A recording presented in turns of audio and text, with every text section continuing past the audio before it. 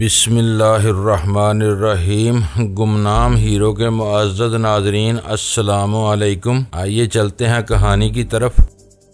वो मुदब्बराना अंदाज में बोला, इसलिए अगर कभी तुम्हें कहीं से पिट्यूटरी ग्लैंड की अहमियत के बारे में पता चले तो तुम इसकी मशकें करने ना बैठ जाओ। ऐसी कोई भी कोशिश वक्त जाया करने के सिवा कुछ नहीं होगी। मास्टर हैंग पाई ने तुम्हारी नाप तोल के बाद ही ची के मैदान में डाला था। हर इंसान की केमिस्ट्री दूसरे से मुख्तलिफ है और हर सलाहियत हर इंसान के लिए नहीं होती। तुम ची और पिन यल ग्लैंड तक महदूद रहो तो तुम्हारे लिए यही बेहतर है, क्योंकि तुम्हें दुनियादारी के लिए तख्लीक किया गया है। अजीम पहाड़ों की गुफाएं और तंगो तारीक गार तुम्हारा मस्कन नहीं है। तुम कोई राहब, कोई बख्शू, कोई तारक दुनिया किस्म के शख्स नहीं। ठेठ रोहियत के मामला तुम्हारे लिए नहीं है। तुम्हें इंसानों के बीच इंसानों की तरह रहना है और इंसानों की मदद करना है। मजलूम के तहफ़्फ़ुज़ के लिए जालिम का हाथ तोड़ना है। तुम मार का हक व बातिल के लिए मखसूस हो। इस जंग में मार्शल आर्ट्स, योगा और ची तुम्हारे हथियार हैं। इंतहाई जरूरत के तहत तुम थर्ड आई का इस्तेमाल भी कर सकते हो। एक लम्हे को मुतवक्किफ रहने के बाद मुझे मुखातब करते हुए इसने कहा, वजदान, मैंने तुम्हारी हदूदो क़यूद के बारे में तफसील से बता दिया है। ये मेरा फर्ज था जो मैंने पूरा कर दिया। अब तुम अपना फर्ज पूरा करोगे और कभी भूले से भी इन हदूदो क़यूद को फलांगने की कोशिश नहीं करोगे। मोहतरम, मैंने आपकी हदायत को अपने जहन में नक्श कर लिया है। मैंने ताजीम से भरपूर लहजे में कहा, मैं अपना फर्ज पूरा करने की हर मुमकिन कोशिश करूंगा। इसी में तुम्हारी भलाई और बेहतरी पोशीदा है। वो गंभीर आवाज में बोला, हदूद तोड़कर तुम सरासर खसारे में रहोगे। अगर मेरी बात का यकीन न हो तो तुम खुद को आजमाइश में डाल सकते हो। मैं ऐसी गलती कभी नहीं करूंगा, मैंने फर्मा बरदारी से कहा। वो चंद लम्हे खामोश रहकर किसी गहरी सोच में डूबा रहा, फिर दोबारा गोया हुआ, अब कुछ तज़किरा तुम्हारे इस हम शक्ल का हो जाए जिसने इधर पाकिस्तान में खासी गड़बड़ मचा रखी थी। आप इस बहरूपिये कमबख्त नकली वजदान की बात कर रहे। इसकी बात पूरी होने से पहले ही मैं बोल उठा। मेरा ये सवाल बेसाख्ता और अंदरूनी इज़्तिराब का मज़हर था। इसने सर को असबाती जुम्बश दी और कहा, हाँ, मैं इसी फितना परवर का जिक्र कर रहा हूँ। सांगफू ने कहा, गड़बड़ मचा रखी थी। ऐसे अल्फाज इस्तेमाल किए तो मैं चौंके बगैर न रह सका। इन अल्फाज से यही मफहूम बरामद होता था कि अब नकली वजदान पाकिस्तान में मौजूद नहीं था। इस सिलसिले में सांगफू से इस्तफसार किया तो इसने बताया, मैं यकीन से नहीं कह सकता वो इस वक्त कहाँ होगा, क्योंकि हजार कोशिश के बाद भी मैं इस तक रसाई हासिल नहीं कर पा रहा हूँ। अलबत्ता इतना जरूर जानता हूँ, इसे पाकिस्तान से निकाल लिया गया है। मैंने इसरारी लहजे में पूछा, इसे पाकिस्तान से किसने निकाला है? रबी मोशे अहमद ने वो ठोस लहजे में बोला। क्या? मैं सन्नाटे में आ गया। सांगफू ने इस बात में सर हिलाने पर इत्तफाक किया। माउंट मैकिनले में मुझे अपनी ट्रांस में लेने की कोशिश करते हुए रबी ने अपने अज़ाइम का इजहार तो किया था। इसने मुझे तसल्ली देते हुए वादा किया था कि बहुत जल्द वो मेरे परतू नकली वजदान को अपने काबू में कर लेगा, लेकिन मुझे उम्मीद नहीं थी इसे इतनी आसानी से कामयाबी हासिल हो जाएगी। मैं सांगफू की इतला को जुटलाने की पोजीशन में नहीं था, इसलिए एक बोझल सांस खारिज करते हुए सिर्फ इतना कहा। मेरे अल्फाज से झुंझलाहट झलकती थी। मेरे मोहतरम, ये तो बहुत बुरा हुआ। इस दुनिया में या तो अच्छा होता है और या फिर बुरा होता है, बल्कि ज्यादातर बुरा ही होता है। वो फलसफियाना अंदाज में बोला, इसमें बेचारी दुनिया का कोई कसूर नहीं, क्योंकि इस दुनिया में अक्सर लोग बुरे होते हैं। सांगफू एक तलख हकीकत बयान कर रहा था, लिहाजा इससे इख्तिलाफ नहीं किया जा सकता था। मैंने मुतज़ब्ज़ब अंदाज में कहा, नकली वजदान अगर रबी के हाथों का खिलौना बन गया तो बड़ी अफरा तफरी फैलेगी। मैं रबी मोशे अहमद की जहनियत और अज़ाइम को अच्छी तरह समझ गया हूँ। वो सबसे पहले इसे मेरे खिलाफ इस्तेमाल करेगा। क्या तुम नकली वजदान से डरते हो? सांगफू ने बराह रास्त मेरी आंखों में देखते हुए सवाल किया। मैंने दांत कचकचाए। नकली वजदान, माई फुट, मैं तुमसे यही सुनना चाहता था। वो मुशफ़क़ाना अंदाज में मेरे अज़ाइम को सराहते हुए बोला। रबी मोशे अहमद बिलाशुबा एक आमल कामल और आलम फाजल शख्स है। वो तुम्हारे परतू से कोई हैरत अंगेज काम ही लेगा। लेने दो। वो थोड़ी देर को रुका, फिर इजाफा करते हुए बोला, रबी तो तुम पर हाथ साफ करना चाहता था। तुम काबू में नहीं आए तो नकली वजदान ही सही। सांगफू ने आखिरी अल्फाज इस अंदाज में अदा किए थे जैसे कह रहे हो, तू न सही, तेरी तस्वीर ही सही। ठीक 5 मिनट मिनट बाद हमारी वो तवील मगर निहायत ही अहमियत की हामिल मुलाकात इख्तिताम पजीर हो गई। इस मुलाकात ने मेरी अमली जिंदगी के खतूत मुतय्यन कर दिए थे। सांगफू उठ खड़ा हुआ तो मैंने इसकी तकलीद की। वो दरवाजे की तरफ बढ़ते हुए नरम लहजे में बोला, आओ मैं तुम्हें दूसरे अहम लोगों से मिलवाता हूँ। मैं गर्दन झुकाकर इसके पीछे हो लिया। यूनाइटेड एयरलाइंस के तैयारे ने ठीक 9:30 बजे लागार्डिया एयरपोर्ट के रनवे को छू लिया। सेटल और न्यूयॉर्क के दरमियान लगभग 6 घंटे की फ्लाइट है, जबकि मुकामी वक्त का तफावत 3 घंटे है। लागार्डिया एयरपोर्ट आउटबोर्ड क्वींस में वाक़या है। डोमेस्टिक फ्लाइट्स का ज्यादा लोड इसी एयरपोर्ट पर है, जबकि JF कैंडी इंटरनेशनल एयरपोर्ट ज्यादातर बैनुल-अक़वामी प्रवाजों की वजह से मसरूफ रहता है। ताहम महबाज नेशनल फ्लाइट्स भी इस एयरपोर्ट से डील होती हैं। एयरपोर्ट से बाहर आकर हमने एक चमचमाती मेडलिन कैब ले ली। अपने वतन की तरह न्यूयॉर्क में टैक्सी ड्राइवर को अपनी मंजिल तक ले जाने के लिए इसकी खुशामद दरामद नहीं करना पड़ती। रुकू के बल झुककर इसे ये नहीं पूछना पड़ता भाई फलां जगह जाओगे, और ना ही वो रौनक भरे अंदाज में कहता है नहीं मैं तो कहीं और जा रहा हूँ। अगर टैक्सी खाली है तो इसका मतलब है इसे जाना है और जहाँ आप चाहते हैं वहीं जाना है। आप टैक्सी का दरवाजा खोलें और बेधड़क अंदर बैठ जाएं। किराए के लेन देन पर भी कोई झगड़ा फटा नहीं। मुख्तलिफ जमा तफरीक के हिसाब किताब से गुजरने के बाद औसतन $3 फी मील किराया पड़ता है। हर मील का पहला चौथाई फासला $1.5 में, बाकी हर चौथाई मील 50 सेंट में। अगर आप मर्जी से कुछ वक्त के लिए कहीं टैक्सी रुकवाना चाहें तो 25 सेंट फी मिनट अलग चार्ज होगा। इंग्लैंड की बेनिस्बत अमेरिका में टैक्सी खासी सस्ती पड़ती है। हम येलो मेडलिन कैब की अकबी निशिस्त पर बैठ चुके तो राकील ने टैक्सी ड्राइवर से कहा, मैनहट्टन डाउनटाउन स्क्वायर स्याह फार्म। टैक्सी ड्राइवर ने इस्तफसार किया, कैथम स्क्वायर चाइनाटाउन। यस चाइनाटाउन। एस्टोरिया से निकालो अब, मगर मैनहट्टन में दाखिल नहीं होना, राकील ने कहा। टैक्सी ड्राइवर ने गर्दन घुमाकर अकब में देखा और हैरत भरे लहजे में बोला, आप लोग मैनहट्टन नहीं जा रहे हैं, लेकिन हमें चाइनाटाउन पहुंचने की कोई जल्दी नहीं। राकील ने बेपरवाही से कहा, इसलिए मैनहट्टन में आप टाउन से घुसने की जरूरत नहीं, तुम सीधा 278 पकड़ो और न्यूयॉर्क सिटी के दरमियान से गुजरकर मैनहट्टन ब्रिज पर पहुंचो और ब्रिज क्रॉस करके चाइना टाउन में दाखिल हो जाओ। इस तरह किराया और फासला 1.5 गुना हो जाएगा।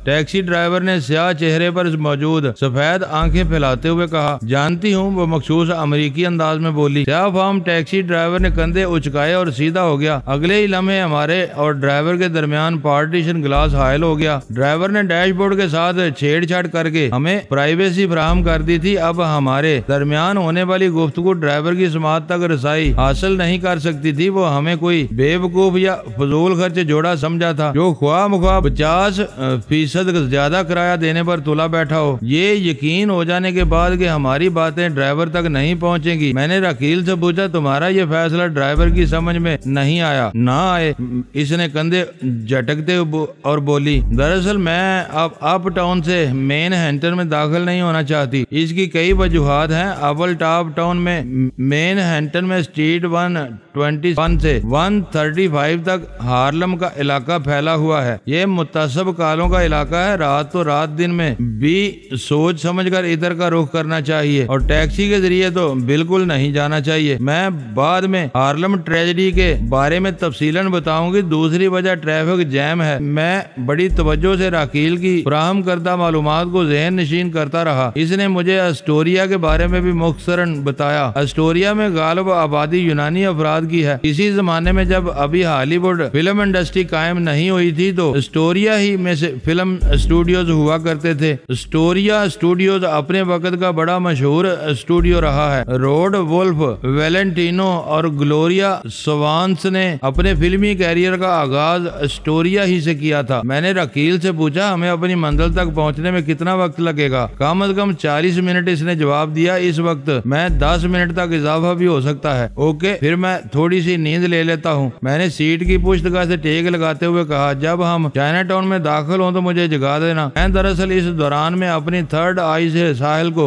झांकना चाहता था। राकील मेरी इस तांका झांकी की हकीकत से बड़ी हद तक आगाह हो चुकी थी। मानी खेद लहजे में बोली, क्या तुम वाकई नींद लेने जा रहे हो? क्या तुम्हें कोई शक है? मैंने गहरी संजीदगी से इसकी आंखों में देखा। नहीं नहीं, वो ज़ेरे लब मुस्कुराते हुए बड़ी चालाकी से बोली। फिर बात बदल कर कहने लगी, क्या अजीम शान मैनहट्टन ब्रिज से गुजरते हुए तुम डाउनटाउन का नजारा नहीं करोगे? ईस्ट रिवर को इस पुल की मदद से अबूर करना बड़ा हैजान अंगेज होता है। ओके, मैंने जान छुड़ाने वाले अंदाज में कहा। जब हम एक्सप्रेस हाईवे को छोड़कर ब्रिज में दाखिल होने लगे तो तुम मुझे बेदार कर देना। बात खत्म करते ही मैंने आंखें बंद कर ली। राकील ने इस मौका पर बड़ी अक्लमंदी का मुजाहरा किया और मेरे काम में किसी किस्म की मुदाखलत की कोशिश नहीं की। मैं राकील की बात से 101% मुत्तफिक हूँ कि मैनहट्टन ब्रिज और ब्रुकलिन ब्रिज से डाउनटाउन का नजारा वाकई काबिल दीद और नाकाबिल फरामोश है। ये दोनों ब्रिज ईस्ट रिवर पर वाक़या हैं जो ब्रुकलिन को डाउनटाउन मैनहट्टन से मिलाते हैं। बाद में कई मरतबा मुझे इस हसीन नजारे का तजर्बा हुआ। आंखें बंद करते ही मैं अपने ताज़ा तरीन हालात पर गौर करने लगा। गुज़श्ता रोज सांग फू से मेरी बड़ी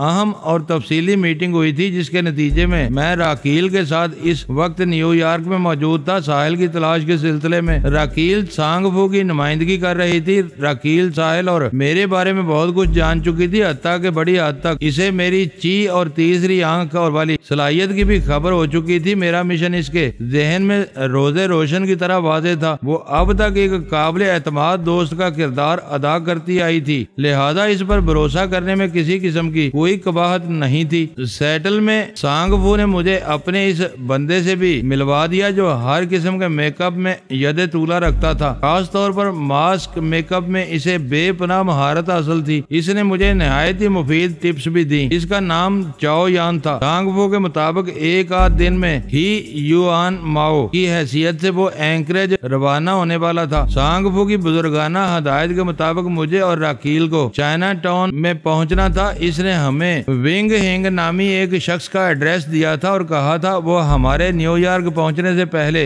विंग हिंग को फोन भी कर देगा। विंग हिंग को हमारे मिशन से आगाह नहीं किया जाता। ताहम सांगफू के मुताबिक विंग हिंग मैनहट्टन में हमसे हर किस्म का तावन करने का पाबंद होगा। वो सांगफू का गहरा अकीदतमंद था और बुद्ध मत से ताल्लुक रखता था। चाइना टाउन में इसकी फोटोग्राफी की एक बहुत बड़ी दुकान थी। मैं और राकील गार्शिया और डिसल्वा की हैसियत से जाकर इससे मिलते। हम एक तरह से इसके मेहमान थे जो सेटल से आए थे और इस वक्त हम सीधे विंग हिंग के पास ही जा रहे थे। मैं गहरी संजीदगी से साहिल के बारे में सोचने लगा। मेरे लिए सबसे बड़ा इत्मीनान का पहलू यह था कि सांगफू ने बड़ी शराफत से साहिल को मुझे सौंप दिया था और इसकी दिल गिरफ्तार बातों से यही नतीजा बरामद होता था। वो चंद घड़ियों, चंद दिनों या चंद हफ्तों का मेहमान था। सांगफू को सब अपना बड़ा मानते थे। जब इसने साहिल को मेरे हवाले कर दिया था तो दूसरे किसी को भला क्या एतराज हो सकता था। अब ये मुझ पर मुनहसर था कि मैं कितनी जल्दी साहिल तक पहुंच जाता हूँ। आखिरी मर्तबा मैंने जब साहिल की तरफ झांका था तो वो हालते नींद में थी। इस वक्त मैं सांगफू के साथ मीटिंग में मसरूफ था। मैंने साहिल को इसी बेडरूम में पाया था जहाँ वो रवि मोशे हायमन की कैद में थी। इसके बाद मैंने साहिल की खबर नहीं ली थी। मैंने अपनी तस्वर में साहिल के कालो खत को उबारा और अगले ही लम्हे मेरी बातनी आंख ने मुझे इसके माहौल में पहुंचा दिया। मैंने इसे एक बेड पर चित्त लेटे हुए पाया। वो यकीनी तौर पर इस वक्त जाग रही थी, लेकिन ये देखकर मुझे हैरत हुई कि वो बेडरूम में नहीं थी जहां मैंने इसे एक चर्मी काउच पर हालत नींद में देखा था। इस बेडरूम का माहौल इस बेडरूम से कतई मुख्तलिफ था। मुमकिन है ये इसी बिल्डिंग का कोई दूसरा बेडरूम हो या ये भी हो सकता था कि साहिल इस वक्त किसी दूसरी जगह पर हो। आखिरुल जिक्र ख्याल ने अंदरूनी तौर पर मुझे झंझोड़ कर रख दिया और बेसाख्ता मेरे दिल से ये सदा बुलंद हुई, नहीं, अब साहिल को किसी नई जगह मुंतकिल नहीं किया जा सकता। मैं इसके करीब पहुंच गया हूँ। मैं अपनी साहिल जरूर हासिल करके रहूंगा। रबी को मेरे सामने घुटने टेकना ही होंगे। इस अज़म ने मेरे अंदर एक नई तवानाई भर दी और मैंने अपनी तमाम तर तवज्जो साहिल पर मरकूज कर दी। वो इस वक्त जाग रही थी, मुकम्मल होशो हवास में थी। मैंने वक्फे से इसकी पलकों को झपकते हुए महसूस किया। मैं जानता था आवाज मुझ तक नहीं पहुंच सकती। मुझे सिर्फ तस्वर के वीडियो सेक्शन से काम लेना होगा। ऑडियो सेक्शन मेरी रसाई में नहीं आ सकता। लेकिन साहिल को एक बेड पर दराज देखकर मेरा दिल मचल गया। मैंने बेइख्तियार होकर बेजुबाने खामोशी इसे पुकारा। इस अमल का नतीजा सिफर के बराबर बरामद हुआ। मेरी पुकार इस तक न पहुंच सकी। वहाँ की भी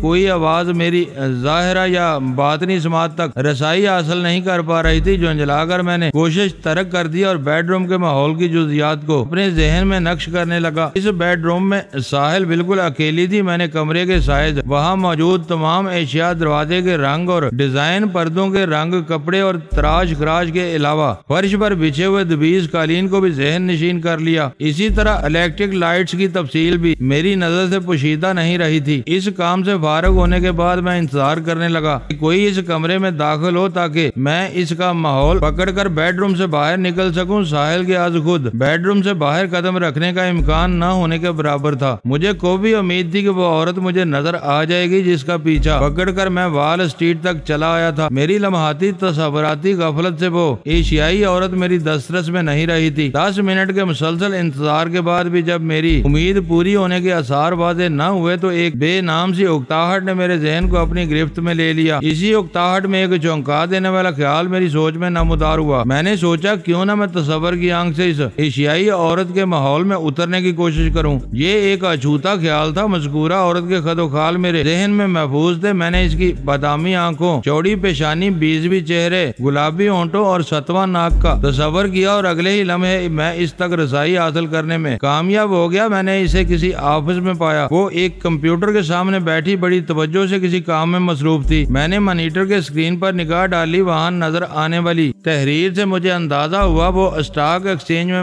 मुतल्लक कोई फाइल खोले बैठी थी। इसका मतलब था वो इस वक्त अपने दफ्तरी काम में मसरूफ थी। मैं 5-6 मिनट तक इंतजार करता रहा कि वो अपनी सीट छोड़े और मुझे भी इसके साथ मूव करने का मौका मिले, लेकिन मेरा इंतजार रंग न ला सका। इसके इन्हिमाक को देखते हुए कहा जा सकता था अभी घंटों इसके उठने का कोई इम्कान नहीं। न्यूयॉर्क के वक्त के मुताबिक इस लम्हे 10:30 बजे थे। मैंने जुनारा आइलैंड के हाट से जब साहिल को नाश्ता करते हुए देखा था तो इस वक्त न्यूयॉर्क में लगभग 9 बजे थे, कमोबेश 9:55 पर वो एशियाई औरत मुख्तलिफ राहदारियों से गुजरने के बाद वाल स्ट्रीट पर निकल आई थी और जब मैंने इसे खोया तो सुबह के 9:30 बजे थे। इस हिसाब किताब को अगर जहन में मुनासिब जगह दी जाए तो फिर ये मुनासिब नतीजा सामने आता था कि वो कोई एशियाई खूबसूरत औरत साहिल को नाश्ता करवाने के बाद किसी दफ्तर में आकर बैठती थी और स्टॉक एक्सचेंज से मुतल्लक कुछ जरूरी काम करती थी। मगर किस ऑफिस में और कहां, ये ऐसे सवालात थे जिनका फिलहाल मेरे पास कोई जवाब नहीं था। जब मजीद 5 मिनट तक भी मज़कूरा औरत के अपनी सीट से उठने का कोई इम्कान नजर न आया तो मैं इसके ऑफिस के माहौल को जहन में बसाकर वापस चला आया। मैं आंखें बंद रखते हुए ताज़ा तरीन सूरत हालात पर गौर करने लगा। आंखें खोलने का मतलब था राकील की बोलती का ढक्कन उठा देना और फिलहाल इस मोड में नहीं था। इसी सोच विचार में मेरे जहन में ख्याल आया कि एक मरतबा फिर रबी को ट्राई करूं। मैंने रबी मोशी आयमन के नक्शो नगार और तासर अंगेज शख्सियत को अपने तस्वर में ताज़ा किया और इसके माहौल में उतरने के लिए अपनी थर्ड आई को जहमत दी, लेकिन तारीकी की एक मोटी दीवार ने मेरे तस्वुराती बसारत का रास्ता ब्लॉक कर दिया। मैं रबी के माहौल तक रसाई हासिल नहीं कर सकता था। 2-3 मरतबा की सही के बाद झुंझलाकर मैंने ये कोशिश तर्क कर दी। रबी ने खुद तक पहुंचने वाले हर रास्ते को अपने किसी पुरस्रार इल्म या अमल से बंद कर रखा था। इस नाकाम कोशिश से एक निहायत ही अहम नुक्ता मेरे हाथ आ गया। मैं बड़ी संजीदगी से इस नुक्ते पर गौर करने लगा। मैं बराह रास्त रबी को निशाना बनाकर इसके माहौल में नहीं झांक सकूंगा। हाँ, अलबत्ता वो जिस माहौल में मौजूद हो वहाँ के किसी और किरदार के जरिए मैं इस माहौल तक रसाई हासिल कर सकता हूँ, जैसा कि साहिल वाले मामले में हुआ था। जब वो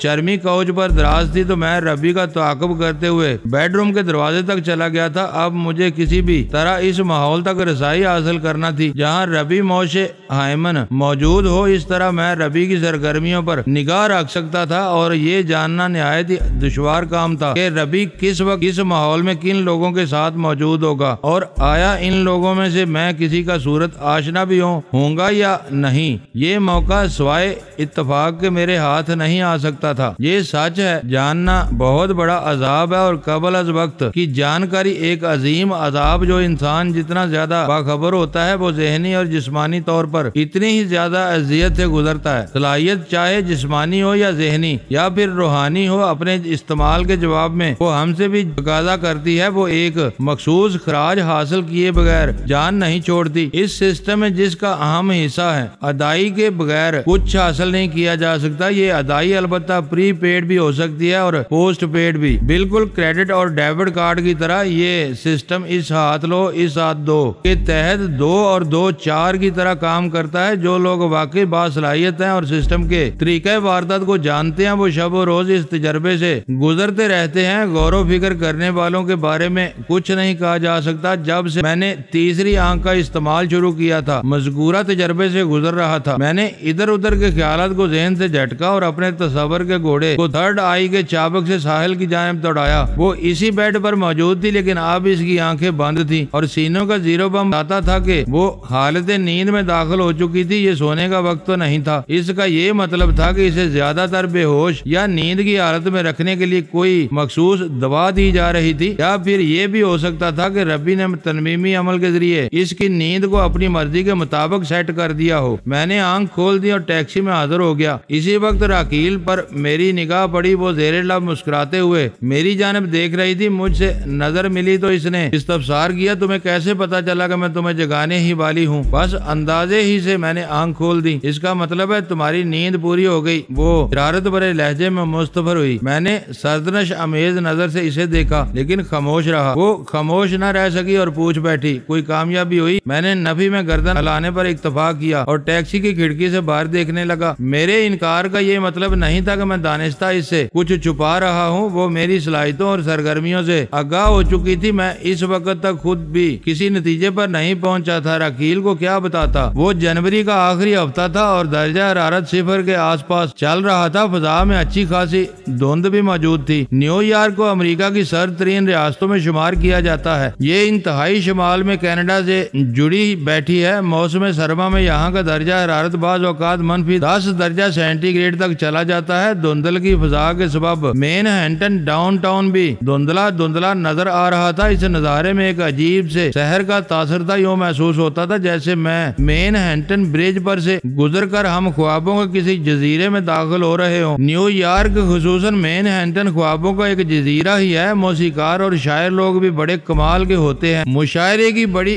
गहरी अक्कासी करते हैं। जिस तरह हर तस्वीर के 2 रुख होते हैं, अच्छा और बुरा, डार्क एंड लाइट, बिल्कुल इसी तरह न्यूयॉर्क के भी 2 रुख हैं। इंतहाई खूबसूरत दिलकश न्यूयॉर्क और गंदा गलीज न्यूयॉर्क। न्यूयॉर्क की बाज गलियों में मौजूद कचरे के मुतफन अंबारों के करीब से गुजरे तो आंखों में वैसे ही पानी उतर आता है जैसे प्याज काटते वक्त मरहूम अशफाक अहमद ने इस जजीरे के तारीख पहलुओं को उजागर किया है। राकील ने मुझे बताया कि हर साल लगभग 35 मिलियन अफराद न्यूयॉर्क यात्रा को आते हैं। इनकी दिलचस्पी और तवज्जो का मरकज ख्वाबों का जजीरा मैनहट्टन ही होता है। मैनहट्टन को बड़े तरीके सलीके से आबाद किया गया है। हम बजरिया येलो मेडलिन मैनहट्टन ब्रिज को अबूर करके चाइना टाउन में दाखिल हो गए। येलो मेडलिन कैब को न्यूयॉर्क की लाइसेंस याफ्ता टैक्सी होने का एजाज हासिल है और इसका इतराना लाइसेंस याफ्ता पोनी से कहीं ज्यादा है। पोनी एक मखसूस शनाख्त है जो लाइसेंस याफ्ता पर एटीट्यूड्स ऑफ न्यूयॉर्क की पहचान है। कैब ने केनाल स्ट्रीट पर थोड़ा फासला तय किया और बाएं जानब बादरी स्ट्रीट पर मुड़ गई। कुछ देर बाद हम कैथम स्क्वायर में थे। ड्राइवर ने ग्लास पार्टीशन को हटाया और हमसे इस्तफसार किया, कैथम स्क्वायर में कहाँ रोकूं? इस दौरान में राकील मुसलसल बाहर देख रही थी। इसने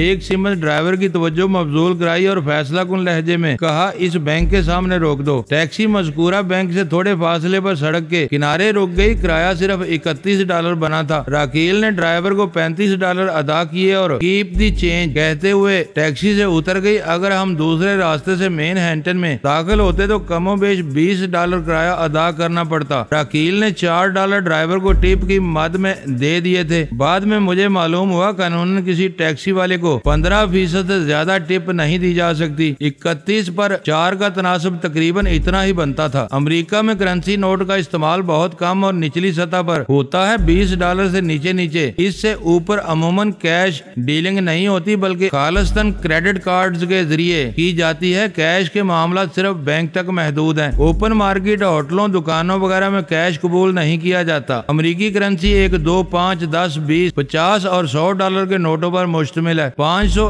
1000, 5000, 10,000 और 100,000 के नोट आम नहीं है। ये तमाम बड़े नोट फेडरल रिजर्व सिस्टम और ट्रेजरी डिपार्टमेंट की डीलिंग के लिए हैं। सबसे ज्यादा अहमियत $20 के नोट को हासिल है। आजकल अमेरिका में जो हालात हैं, इनके पेश नजर इस साल के वस्त तक फेडरल रिजर्व बैंक बैंक $500 का नोट आम करने का इरादा रखता है। अमेरिकी अवाम की तरफ से हुकूमती सतह पर की जाने वाली इस हरकत पर शदीद एहतजाज की तवक्को है। सुनने में ये आ रहा है कि मुस्तकबिल करीब में बैंक दौलत पाकिस्तान भी 20, 5,000 और 10,000 के करेंसी नोट के इजरा की तैयारियों में है। उम्मीद नहीं कि पाकिस्तानी अवाम इसका कोई संजीदा नोटिस ले, क्योंकि ये एक बेबस अवाम है, अमेरिकी अवाम की तरह ताकतवर, हकूक याफ्ता नहीं। और ये बहुत ही अफसोसनाक बात है। टैक्सी छोड़ने के ठीक 1 मिनट बाद हम विंग हिंग फोटो आर्ट में दाखिल हो रहे थे। विंग हिंग का ये शानदार फोटो स्टूडियो कैथियम स्क्वायर में मैनहट्टन सेविंग बैंक के नजदीक ही वाक़या है। बैंक की इमारत किसी चाइनीज टेम्पल से मुशाबा है। करीब ही थोड़े फासले पर अजीम चीनी फलसफी के नाम पर तामीर की जाने वाली इमारत कन्फ्यूशियस प्लाजा इस्तादा है। विंग हिंग ने हमारा पुरतपाक इस्तकबाल किया। वो 40 साल का एक सेहतमंद शख्स था, दरमियाना कद और जिस्म माइल बे फरब ही, आंखों पर स्याह नजर का चश्मा। सांगफू ने इसे हमारी आमद की इतला दे दी थी और इसके रवैये से यही जाहिर होता था कि वो हमारे लिए सरापा तावन है। हमारे दरमियान रस्मी गुफ्तगू हो चुकी तो इसने पूछ ही लिया। फौरी तौर पर मैं आप लोगों के लिए क्या करूं।